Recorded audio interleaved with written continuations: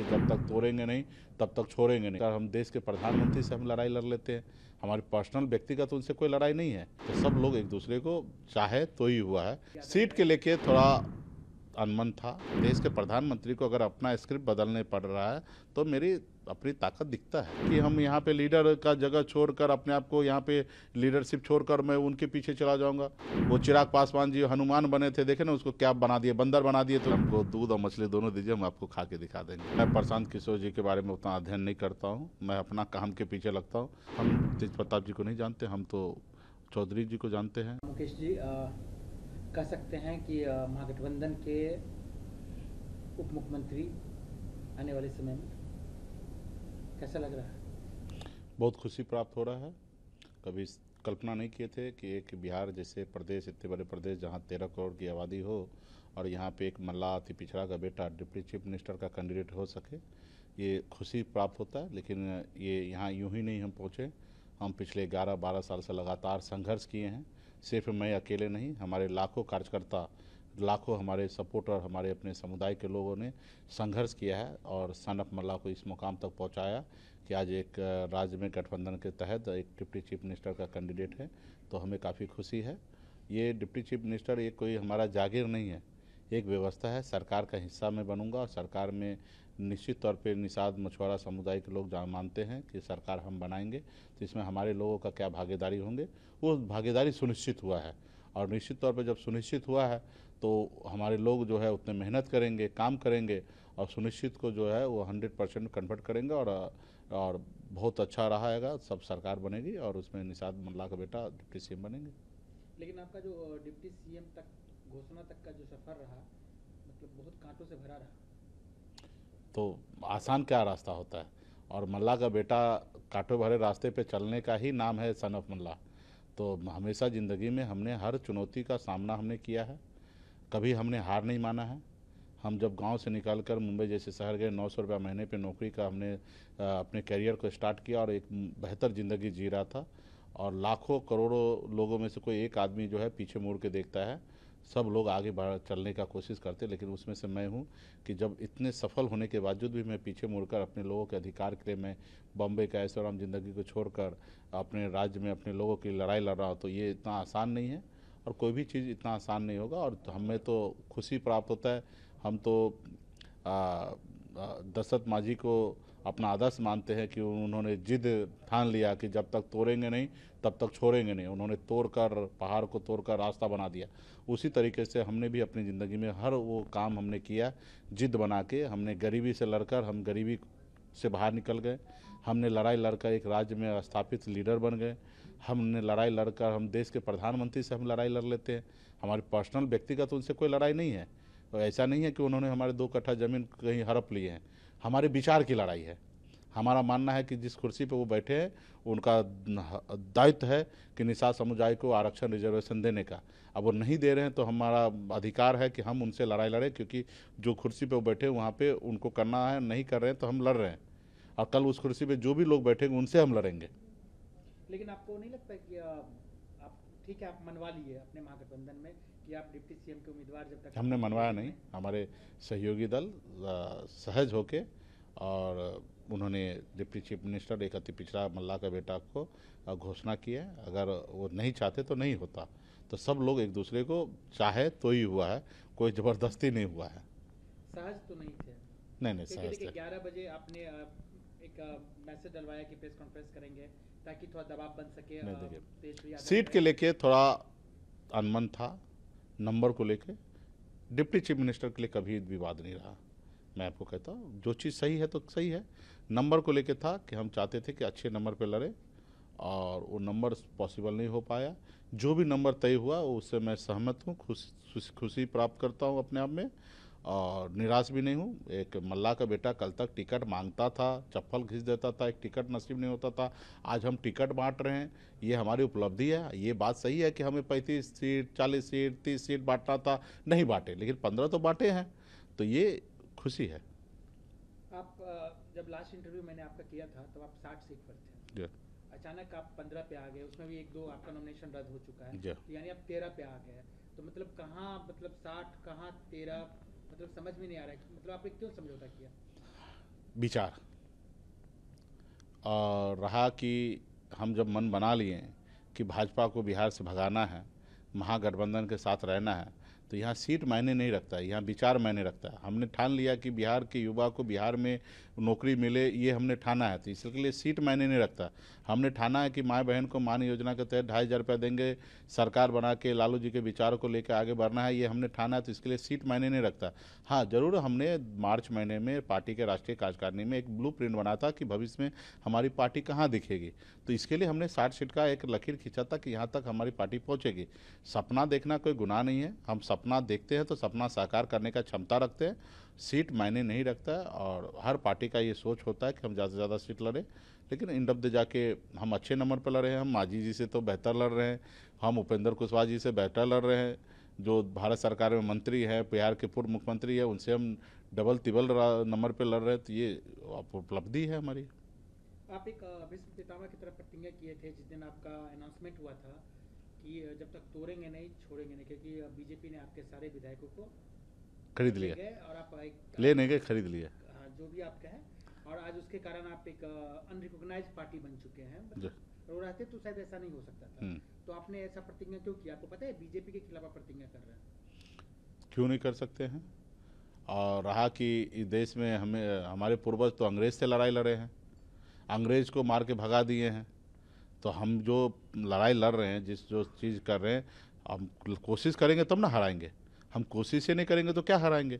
हम कोशिश करेंगे, हराएंगे।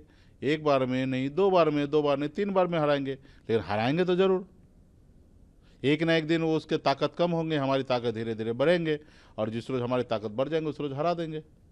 आपके बारे में ये भी चर्चा है कि मान लीजिए ये कोई नहीं कंफर्म कर सकता, वो महागठबंधन एनडीए हो, कि आपका अगला स्टेप क्या होगा।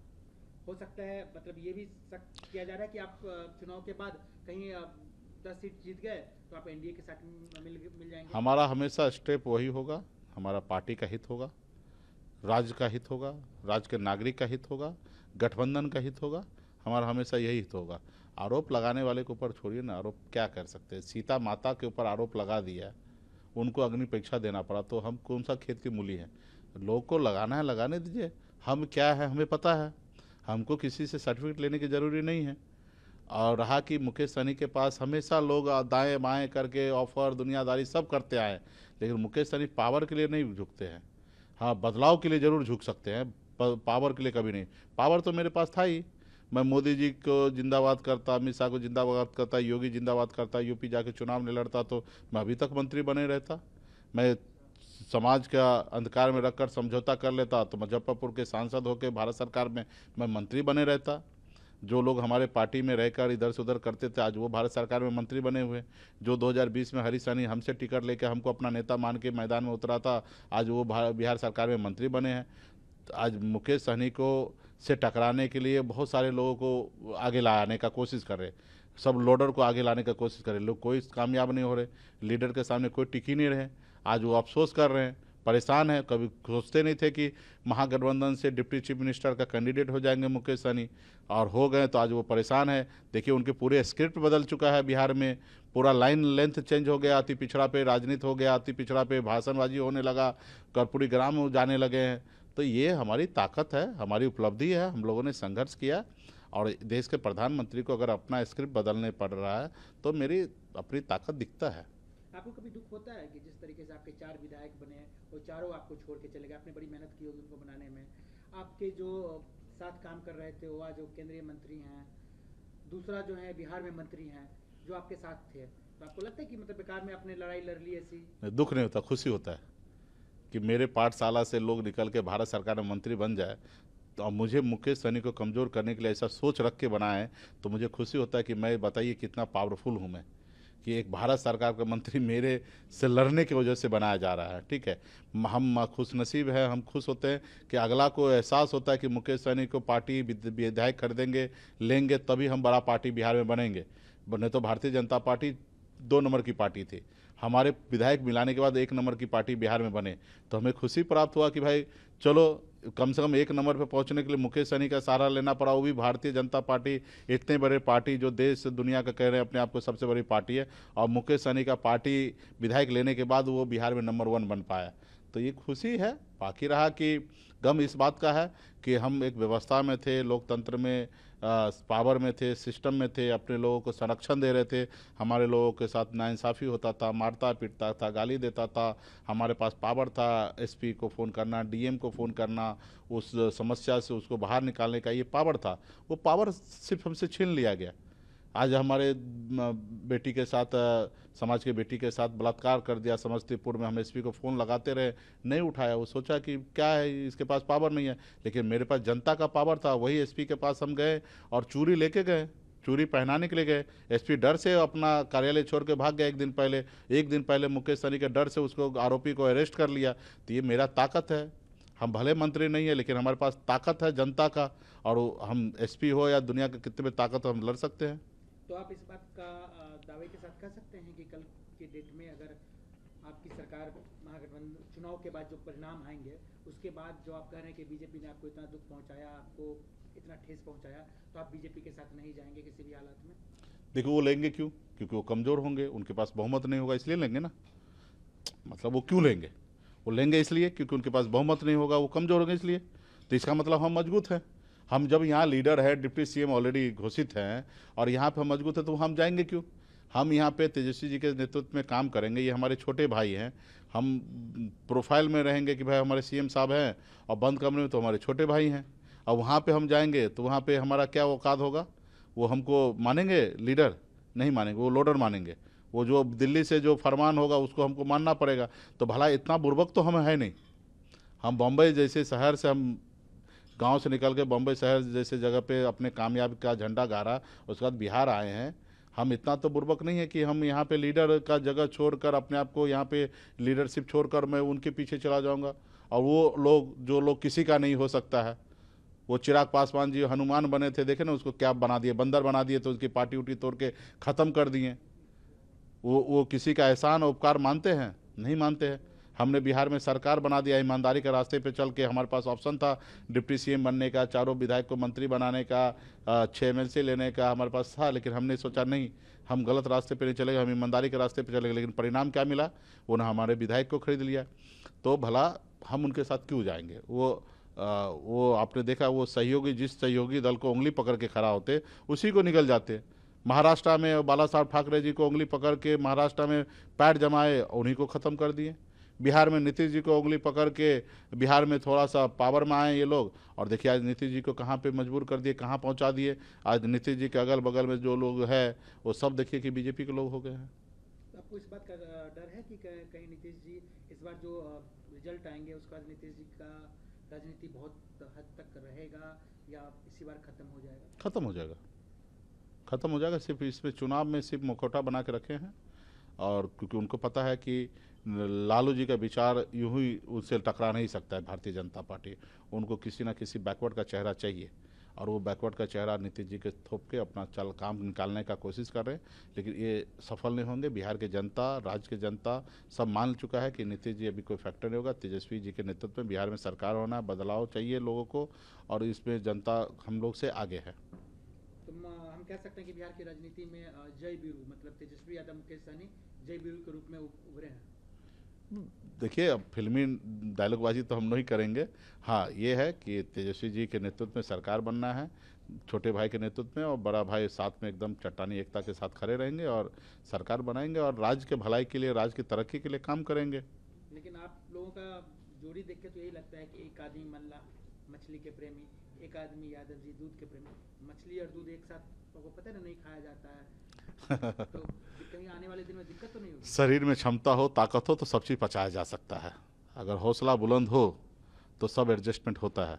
आप हमको दूध और मछली दोनों दीजिए, हम आपको खा के दिखा देंगे। अच्छा मुकेश सहनी जी, आपको नहीं लगता कि आप लोग सीट जो बंटवारा किए उसे बहुत टाइम लिए, बहुत घिचपिच हुआ, उसका कहीं ना कहीं नुकसान थोड़ा बहुत ग्राउंड पे दिख रहा है? एग्जाम्पल, आपका भाई जहाँ से लड़ रहे हैं वो गौराब्राम सीट से, वहाँ से अभी तक जो आपका कैंडिडेट है आरजेडी का, वो सिंबल वापस नहीं किया है। कंफ्यूजन क्रिएट हो गया है। देखिए, अभी पुरानी बातों पे क्या जाना है, जो होना था जो बीत गया, वो अभी उस पर क्या जाना है। लेकिन कुछ जगह हमारे नुकसान दिख रहा है, तो कुछ जगह हमें फ़ायदा भी दिख रहा है, ठीक है। और समय के अनुकूल हम लोग चल रहे हैं, और अभी उस पर हम आगे नुकसान ज़्यादा ना हो, उस पर हम लोग काम करें। हमने कहा कि बहुत ऐसी जगह है कि फ़ायदा भी हो रहा है, लेकिन एंड ऑफ द जाके जो आप कह रहे वो ऐसा नहीं होना चाहिए था। लेकिन जब 6-7 दल हो तो एक ही सीट पर 6-6 कैंडिडेट का डिमांड हो तो आगे पीछे हो जाता है। और सिर्फ मेरे गठबंधन में नहीं हुआ, सभी गठबंधन में हुआ। हम लोग तो बहुत हद तक बहुत आगे निकल गए। हम लोगों ने प्रेस कॉन्फ्रेंस करके डिप्टी सीएम का नाम भी घोषणा कर दिया, एनडीए में वो भी नहीं हुआ है। हम लोगों ने संकल्प पत्र भी जारी कर दिया, उनके इधर वो भी नहीं हुआ। उनके इधर कह रहे हैं कि सिर्फ नीतीश जी के नाम पे चुनाव लड़ेंगे और विधायक दल डिसाइड करेंगे सीएम कौन होंगे। जैसे महाराष्ट्र में शिंदे के नाम पे चुनाव लड़े, लेकिन चुनाव के बाद फडणवीस साहब को सीएम बना दिए गए। तो ये सब जिसके पास स्क्रिप्ट हो उससे तो हम बेहतर हैं। रहा कि थोड़ी बहुत अनबन हुए, वो हमारे समय रहते सब चीज़ ठीक हो जाएगी। बीजेपी बार बार सवाल उठा रही है कि 2% 2.5% वाले को मुख्यमंत्री, और जो मुस्लिम आरजेडी का कोर वोटर रहा है, यादव मुसलमान का पार्टी एमओए कहा जाता था, उसको आप लोगों ने झुंझुना थमा दिया। तो देखिए, सबसे पहली बात, उनको तकलीफ किस बात का है? उसको मुस्लिम से कोई तकलीफ नहीं है। वो तो मुस्लिम को हिंदुस्तान से बाहर भेजना चाहते हैं बीजेपी, ठीक है। उसको तो तकलीफ, पेट में दर्द ये है कि एक अति पिछड़ा मल्लाह का बेटा डिप्टी सीएम कैसे बन जाएगा, कैसे उनका नाम पे सहमति बन गया। वो तो फूट डालो राज करने वाला नीति अपना रहे हैं, तो वो भाई भाई में लड़ाना चाह रहे हैं। तो हमारे बिहार के मुसलमान भाई इतना नासमझ नहीं है। वो मजबूती से जो देश में भाईचारा को बिगाड़ने वाले लोग हैं, जो बिहार की तरक्की नहीं देखना चाहते, ऐसे लोगों को ख़त्म करने के लिए हम सब एक हैं। ये डिप्टी सीएम या सीएम हमारी जागीर नहीं है, एक व्यवस्था है। उस व्यवस्था के तहत हम उस पर बैठेंगे और राज्य की तरक्की के लिए काम करेंगे। और हमने कहा कि हमारे गठबंधन में और भी डिप्टी सीएम बनेंगे, मंत्री बनेंगे।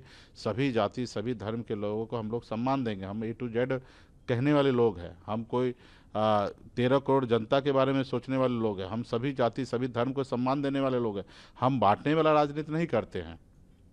तो आप ये कहना चाह रहे हैं कि आने वाले दिन में मुस्लिम चेहरा भी उप मुख्यमंत्री बन सकता है? वो क्या होंगे, डिप्टी सीएम बनेंगे, हमारी अपनी रणनीति है। हमारे सहयोगी दल हम लोग आपस में तय करेंगे कौन किन सरकार में किनकी क्या जगह बनेंगे, सब हम लोग आने वाले समय में सुनिश्चित करेंगे। एक सवाल लेकिन उठता है कि आप चुनाव नहीं लड़े इस बार, तो आप उप मुख्यमंत्री के दावेदार कैसे होंगे? उसके लिए तो एमएलसी बनना पड़ेगा आपको। जी हाँ।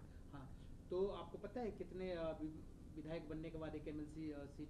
जब सरकार बन ही जाएंगे तो हमारे पास बहुमत होंगे, और जब बहुमत होंगे तो 6 महीने तक बन सकते हैं। बगैर एमएलसी का भी हम मंत्री बन सकते हैं। पिछली बार भी मैं ऐसा ही हुआ था, मैं चुनाव हार गया था और बगैर एमएलसी या बगैर विधायक हम मंत्री बने थे। वही परिस्थिति इसमें फिर इस बार भी बनेंगे, और फिर कोई ना कोई जगह खाली होगा, वहाँ से फिर एमएलसी बनेंगे। प्रशांत किशोर का जिस तरीके से वेव चला था बीच में, आप कह सकते हैं कि लग रहा था कि नहीं वो ठीक ठाक कर रहे हैं, अचानक उनका बैठ जाना, या मतलब वो चीज़ नहीं दिख रहा ग्राउंड पे, उसके पीछे क्या लॉजिक लग रहा है? क्या ऐसा क्या हो गया? मैं प्रशांत किशोर जी के बारे में उतना अध्ययन नहीं करता हूँ। मैं अपना काम के पीछे लगता हूँ।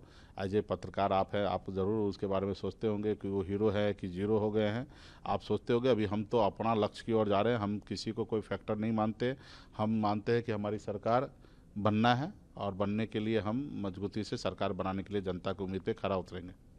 मैनिफेस्टो भी आप लोगों ने जारी कर दिया, बड़े बड़े वादे हैं, तो कैसे पूरे होंगे? ये भी एक सवाल उठ रहे हैं। जब बड़ा वादा है तो बड़ा सपना देख रहे हैं, बड़ा सपना देख रहे हैं तो बड़ा सपना साकार करेंगे। हम लोग तो वही है ना, चट्टान को तोड़ के रास्ते बनाने वाले लोग हैं। जो काम असंभव है दूसरे के लिए, वो सब संभव करके हम लोग करने वाले लोग हैं। हम 30 फीट पानी के नीचे मछली होता है उसको पकड़ने वाले लोग हैं। तो असंभव काम को संभव करने का कोशिश तो करेंगे तब ना पूरा होगा। तो आपके नज़रिया से हो सकता है वो असंभव है, लेकिन मैं नहीं मानता वो असंभव है। तो अगर ठान लेंगे तो संभव करेंगे। हमारे दशरथ मांझी जी ने ठान लिया तो पहाड़ को तोड़ के रास्ता बनाए। हमारे आदरणीय लालू प्रसाद जी ने ठान लिया कि बिहार में सामाजिक न्याय मजबूत हो, तो उन्होंने पूरा किया। तो इसे हम लोगों ने ठाना है अगली पीढ़ी में कि हमें ये करना है तो करना है। उसके लिए हमारे पास लंबा समय है, हम करेंगे और बेहतर करेंगे, औरों से बेहतर करेंगे। आप इतना देश विदेश सब घूमे हैं, महानगर में रहते हैं, आपको नहीं लगता कि शराबबंदी का बहुत बड़ा नुकसान है? आम लोग, गरीब लोग, या आज के डेट में अगर डॉक्टर के यहाँ जाएंगे तो बहुत सारे लोग को बहुत सारी प्रॉब्लम है, क्योंकि लोग खरीदते तो हैं। आपको भी पता है कि ब्लैक में मिलता है, लोग पी भी रहे हैं, तो उसके बहुत सारे नुकसान तो लोग बिहार के लोग उठा रहे हैं। तो क्या तेजस्वी यादव और आप, क्योंकि यंग हैं, आप लोगों को समझते हैं यहाँ की चीज़ों को, तो क्या आपको लगता है कि आप लोग आएंगे तो इस पर विचार किया जाएगा, इसको समीक्षा की जाएगी? इस पर तो देखिए, नीतीश कुमार जी को समीक्षा करना चाहिए था, और जो उद्देश्य से उन्होंने शराबबंदी लागू किए, कानून लाए, वो उद्देश्य जनता का हित का रहा और जनता के लिए सही रहा, लेकिन उद्देश्य पूरा नहीं हो रहा है। उद्देश्य पूरा नहीं हो रहा तो इस पर निश्चित तौर पे रिव्यू करने की आवश्यकता है, उस पर मंथन करने की आवश्यकता है, कैसे उद्देश्य पूरा, उस पर काम करने की आवश्यकता है। ये हम लोग आने वाले समय में हम मानते हैं कि जो उद्देश्य से पूरा किया गया वो उद्देश्य पूरा नहीं हो रहा है।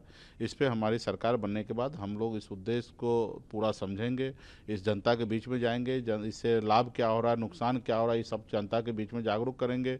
और फिर जनता के मन में जो सवाल उठेंगे, जो बातें निकल के आएंगे, उसके अनुकूल हम काम करेंगे। हम ये मानते हैं कि शराबबंदी जो कानून है वो राज्य के गरीब, पिछड़ा, दलित के हित की बात है, लेकिन वो लागू होना चाहिए। अगर लागू नहीं है तो राज्य का बहुत बड़ा नुकसान है, जिसके लिए जहरीली शराब बन रहा है, गलत सलत दारू का व्यापार चल रहा है, ब्लैक मार्केटिंग हो रहा है, और इसके कारण जो लोग हैं, बहुत सारे लोग परेशान हैं, जेल जा रहे हैं।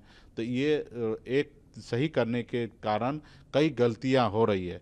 तो ये गलतियां हो रही, जो खामियां हैं, उसको कैसे दूर करना है, सरकार बनने के बाद सिस्टम को समझेंगे और उसके बाद ही हम डिसीजन ले पाएंगे। अभी सरकार के इनसाइड स्टोरी क्या है वो तो अभी हम लोग सरकार में है नहीं कि हमें पता होगा।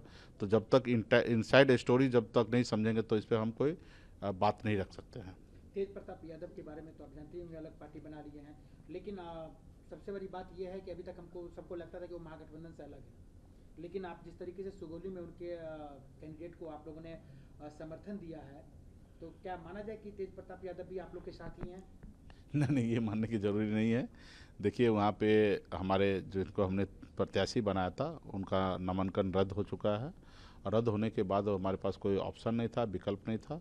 और वो जो लड़ रहे हैं वो चौधरी है, निषाद परिवार के लड़का है, और वो उनकी पार्टी से लड़ रहे थे, और हमारे ही समुदाय के लोग हैं, हमारे परिवार के लड़का है, और हमें समर्थन, क्योंकि हम यूं ही सीट तो छोड़ नहीं सकते, वो सीट वीआईपी पार्टी का है, तो उस पर मेरा अधिकार क्षेत्र में आता था, और हमने अपने समुदाय के बेटा को हमने समर्थन दिया है, और हम चाहते कि वो जीत के विधायक बने।